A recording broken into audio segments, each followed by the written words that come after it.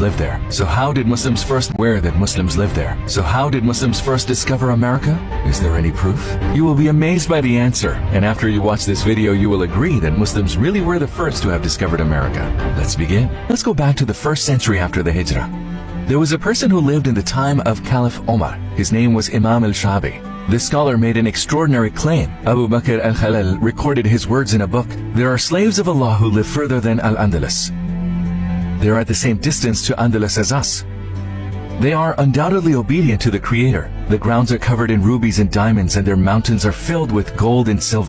Atlantic Ocean reached land there and returned in 889. He said that he had seen people living beyond the Atlantic Ocean, that they had encountered Arabic-speaking people there.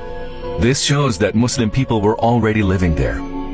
And I would like to remind you that we are talking about a time 300 years before Christopher Columbus.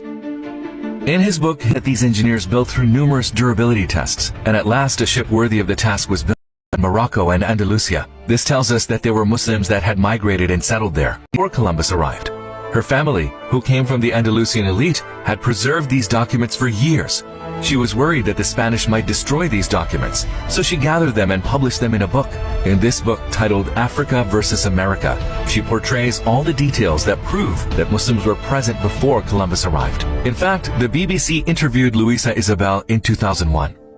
Now let's look at the proof. Who really did discover America? Whose name should be recorded in the history books? And how can you prove such a discovery? In 1929, a map was found in Turkey which astonished thousands of people, including those at NASA. Some scientists question whether it was even produced by a human being. How could this be? Who is this Muslim? And what does he have to do with America? The answer is in the next video. See you soon. Christopher Columbus